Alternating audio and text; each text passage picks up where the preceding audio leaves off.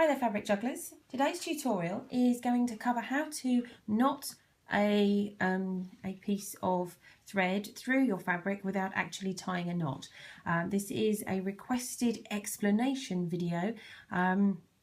I use this technique in several of my tutorial videos, but particularly the scouting badges tutorial.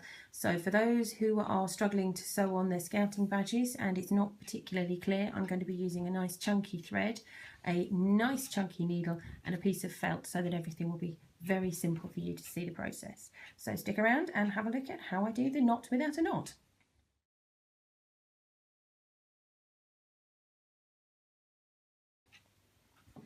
The first thing you need to do when you are knotting without a knot is to make sure that you have folded the thread in half, because this loop here, the halfway fold, is what we'll be using to create our knot. The other two ends you need to make sure are roughly the same length, because we will be putting these through the eye of the needle. So I've had to use a really chunky needle with a nice big chunky eye so that you can actually see what we're doing, because I'm using very chunky thread here. So this is embroidery floss, and rather than splitting it out into individual strands, I'm working with 2 lots of 6 because I folded it in half. So I'm actually working with 12 strands of embroidery floss so that you can see what I'm doing.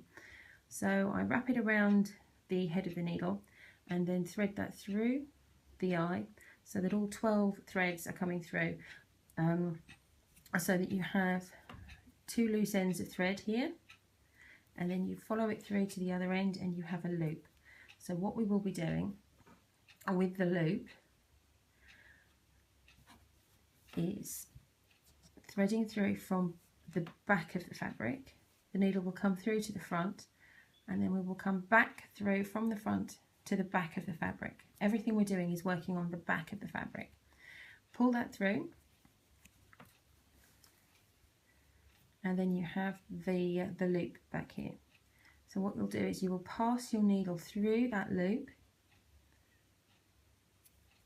and pull it tight, and that is your knot without a knot. It's a slip knot, but you haven't tied a knot, you haven't got the ends hanging loose, and then when you sew back through to the front of the fabric to continue working, you have, depending upon how tightly you've done it, again I've left this nice and large, you've got a loop that is held in place by itself. So you don't have a mass of knot, you don't have a mass of threads, you don't have ends lying loose, you just have a neat flat piece of thread.